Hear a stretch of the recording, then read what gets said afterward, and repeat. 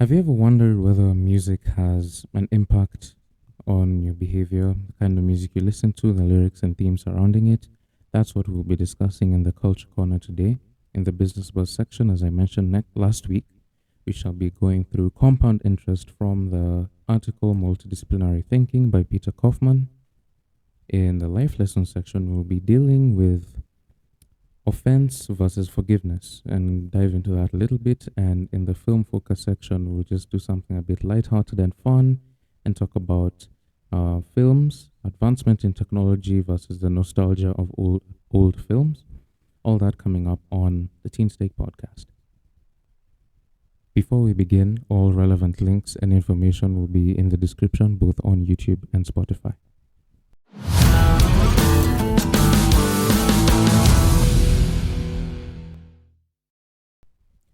I think it's safe to say that we all agree that music has a profound impact on our lives.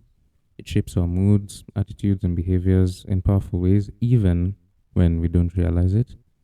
When we listen to uplifting music, the music we choose to listen to can have significant influence on our mindset and behavior and the way we perceive things.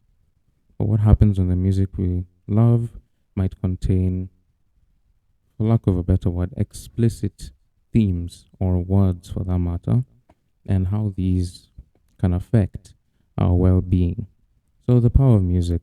One, I think, is emotional response. Music has the ability to evoke a very wide range of emotions from joy and excitement to sadness and anger. The melodies, rhythms, and lyrics we encounter can resonate deeply with our own experiences and feelings, influencing our mood and emotional state. Second is behavioral cues. In addition to eliciting emotional responses, music can also serve as a cue for certain behaviors. Upbeat and energetic music might inspire us to dance and celebrate, while slow and melancholic tunes may encourage introspection and reflection. So I'm going to briefly talk about the negative impact of listening to explicitly themed music. The exposure to this, especially in the lyrics, can desensitize us to the impact of the language and the themes. Over time, repeated exposure to such content may lead to the normalization of harmful attitudes, including disrespect to others and tolerance for violence. It also influences and has influence on social norms. Music plays a significant role in shaping cultural norms and values, particularly among young people. Lyrics that promote criminal behavior and certain, again, explicit, seemingly unnecessary themes can reinforce negative stereotypes and attitudes, contributing to a harmful societal, also social environment. So while music can be powerful and a powerful form of self-expression and artistic freedom, it's important to approach it with a critical eye and a discerning ear. By reflecting on the messages and themes present in the music we listen to, we can cultivate awareness of how it may be influencing our thoughts, attitudes, and behaviors. But ultimately, the decision of what music you listen to lies with you, the individual. While we may enjoy the catchy beats and infectious rhythms of certain songs, it's essential to consider the potential impact of these explicit themed content on our behavior and well-being. By making informed choices about the music we consume, we can empower ourselves to cultivate a positive and healthy relationship with music. And again, I'm not saying you don't listen to music, just think of how it will affect you. In conclusion, the influence of music on behavior is a complex and multifaceted phenomenon that warrants careful consideration and reflection. While we may be drawn to the catchy melodies again, it's important to be mindful of the messages and themes present in the music we choose to listen to. By approaching music with a critical eye and an open mind, we can empower ourselves to make informed choices that align with our values and promote positive behavior. So that is all I will say about that. If you found this segment thought-provoking, be sure to subscribe or follow if you're listening on Spotify or on YouTube. share if you feel somebody needs to hear this, and also leave a comment or a review if you have any thoughts on this. Now we shall move on to the business buzz section. Thank you. Welcome to the business buzz section of the TeensTake podcast. Today we shall be discussing compound interest as sort of a part 2 from where we left off last week. So where I'm getting this from is from, again, an article called Multidisciplinary Thinking by Peter Kaufman. Compound interest is often referred to as the eighth wonder of the world for its remarkable ability to grow wealth exponentially over time. Let's dive into some key points from Peter Kaufman's work on compound interest and its significance in personal finance and investment. Key points. Number 1 is definition and mechanism. Compound interest is the concept of earning interest on both the initial principal and the accumulated interest from previous methods. Unlike simple interest, which only applies to the principal amount, compound interest allows investments to grow at an accelerating rate over time. The horizon and growth potential. One of the most compelling aspects of compound interest is its amplifying effect over long-term horizons compared to regular interest. By reinvesting earnings and allowing investments to compound, build up, over time, individuals can harness the power of exponential growth to build substantial growth. Starting early. Kaufman emphasizes the importance of starting early when it comes to harnessing the power of compound interest. Even small contributions to savings or investment accounts early in life can have a significant impact on long-term wealth accumulation due to the effects of compounding. Again, simple definition of compounding is just building up over time. Consistency and discipline. Consistent contributions and disciplined saving habits are key to maximizing the benefits of compound interest. By making regular contributions to savings or investment accounts and reinvesting earnings over time, individuals can accelerate the growth of their wealth and achieve their financial goals. Risk and return. Risk is something that we touched on even when we were going through the psychology of money 2 weeks ago. While compound interest offers the potential for significant wealth accumulation, it's essential to consider the relationship between risk and return when making investment decisions. Higher returns often come with increased risks, so individuals should carefully assess their risk tolerance and investment objectives, and the amount of risk you take also depends on who you are and what situation you're in financially. It might push you to take more risks, so it might make you hold back from taking risks, rightly so. I think the last point I'm going to make is long-term perspective. Kaufman emphasizes the importance of maintaining a long-term perspective when it comes to investing and wealth accumulation. While market fluctuations and economic downturns may occur in the short term, the power of compound interest rewards investors who stay the course and remain invested for a long time. So I think the 3 main points that should be taken from this is consistency and discipline, risk and return, and long-term perspective. Consistency and discipline, just stick to it and have maybe a schedule around it as to what kind of investments you plan to make. And risk and return, know which risk to take, assess your environment, and know when to step out and what to do financially, regardless of how minor or major that financial decision may be. And long-term perspective is see the future and head towards there. Don't just see the next day, see the next year as to where that decision could take you. In conclusion, compound interest is a powerful financial tool that can help individuals build wealth and achieve their long-term financial goals. By understanding the principles of compound interest and harnessing its potential through consistent saving and disciplined investing, individuals can set themselves on a path to financial independence and prosperity. Thank you for listening to this segment. Now we shall move on to the life lesson segment. I hope you got something out of this. Moving on to the life lessons segment.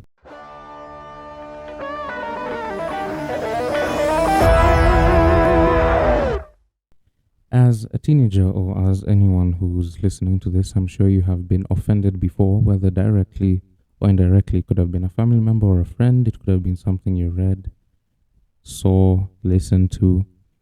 Today, we're going to talk about forgiveness and offense. So, exploring the complex interplay between forgiveness and offense, examining the power of letting go and embracing forgiveness, and freeing ourselves from the burden of resentment, aka offense.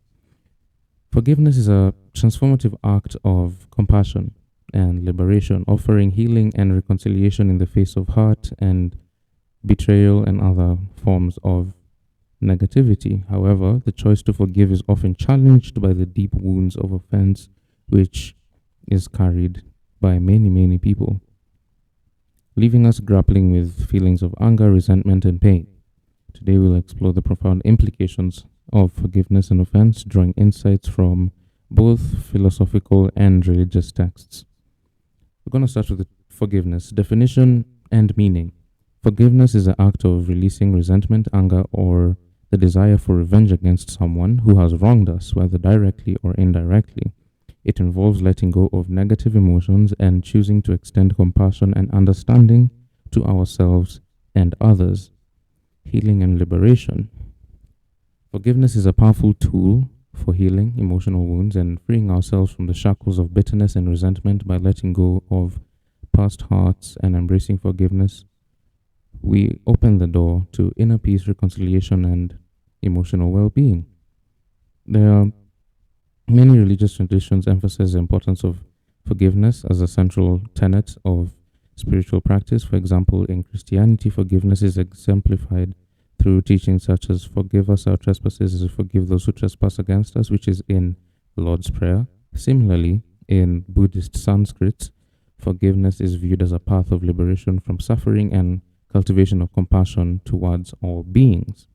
So, whether you like it or not, forgiveness is a good thing and a necessary thing that each of us should carry on.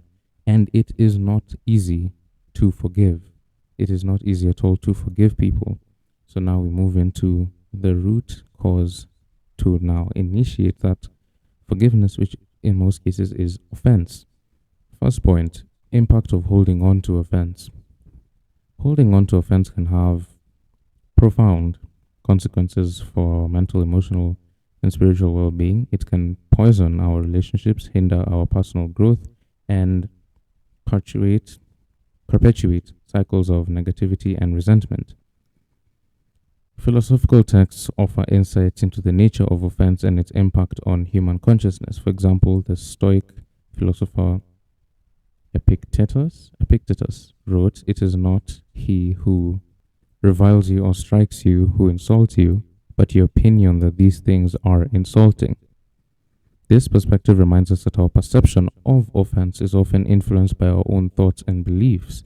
My thought on that is that, yes, that's true. Sometimes we can take something so small or big, but make it bigger than it really is. If you're offended by someone because they said something to you, you might take it more than they actually meant for it to, whether again, directly or indirectly. Which moves me to my next point of finding resolution. 1. Choosing forgiveness. While the choice to forgive may be challenging, it offers a path to healing and reconciliation. By acknowledging our own pain and extending empathy towards others, we can break free from the cycle of offense and cultivate a sense of inner peace and wholeness, both with ourselves and with the people who, or the person, or the thing that may have offended us. Second, and the last point I'm going to make, is letting go and moving forward. Forgiveness does not condone or excuse harmful behavior, but rather it empowers us to release the grip of resentment and reclaim our personal power. By letting go of past grievances and embracing forgiveness, we can create space for healing, growth, and transformation. And again, like everything else in life and everything that we talk about on this section and will continue to talk about, life is a journey. Everything here is a journey, from forgiveness, letting go of offense, and all the other things we talk about. It is a journey. It's going to take time. And in conclusion, the journey from offense to forgiveness is a profound and transformative process that requires courage, compassion, and self-reflection. By embracing forgiveness and letting go of past hurts, we open ourselves to a life full of greater peace, joy, and fulfillment. And that's all that I will say about that. Now, moving on, lastly, to the film focus section.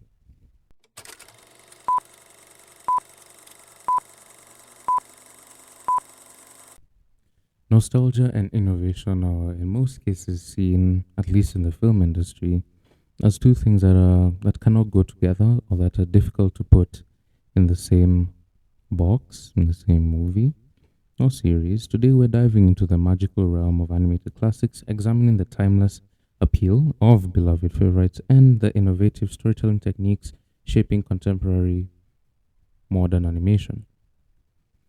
Animated classics, they all hold a special place in our hearts, transporting us to fantastical worlds filled with memorable characters, catchy tunes, and timeless lessons. But as animation technology evolves and storytelling techniques advance, how do modern animated films stack up against the cherished classics of our childhood?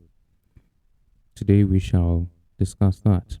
We're going to go on a journey to explore the dynamic interplay between nostalgia and innovation in the world of animation. Number one, nostalgia.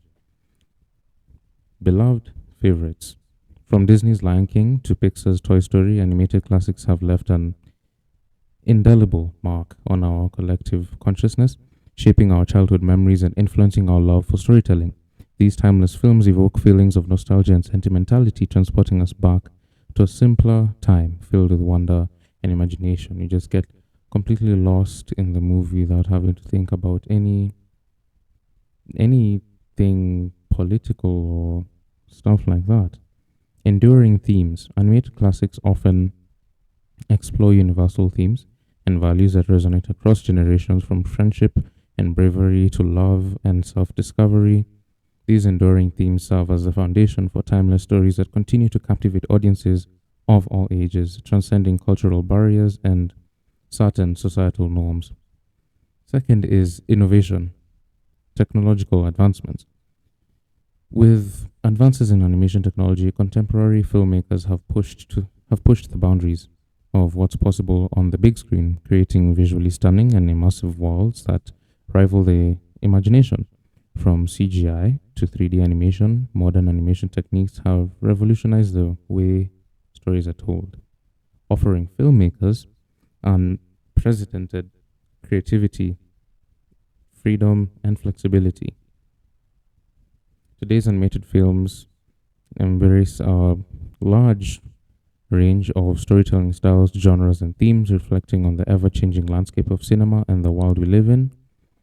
And we celebrate such things. Modern animation celebrates certain types of representation and multiple styles of doing art now. There's 3D animation and there's multiple kinds of 3D animation. And 20, 25 years ago, these things were thought to be impossible, but now they're not. But how do you find the balance between innovation and technological advancement while still being able to capture the nostalgic feeling of just nice, sketchy 2D animation? As we celebrate the nostalgia of animated classics and marvel at the innovation of contemporary animation, it's important to find a balance between honoring the past and embracing the future.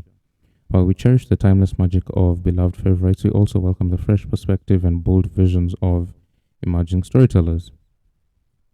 Just as animated classics have left an indelible mark on our childhoods, today's animated films have the power to create new memories and inspire future generations. Whether revisiting cherished favorites or discovering new gems, animation continues to delight and enchant audiences of all ages, bridging the gap between the past and the present. So, whether you enjoy more nostalgic films, films from the 80s, 90s, and early 2000s, like I do, or whether you enjoy the more innovative, technologically advanced films, which I also do enjoy, but not as much as the prior. It is purely based on the way the stories are told. I think for me, at the end of the day, it's not about how much effects you put into the story, it's about how much story you put into the story. In conclusion, the interplay between nostalgia and innovation in animated classics offers a window into the rich tapestry of cinematic storytelling as we continue to celebrate the timeless appeal of beloved favorites and embrace the bold vision of contemporary animation. We have to make sure to remember that the magic of animation knows no bounds and continues to captivate audiences all over the world. Next week, we shall dive more into storytelling and why I personally believe that storytelling, at its bare minimum, without the effects and without anything else added, is the base of the story, and how, as we continue to advance in innovation, we lose story. That will be next week. Thank you for listening to this podcast. All relevant links to social pages on both YouTube and Spotify will be in the description. Thank you again so much for listening, and we'll see you next week. Take care.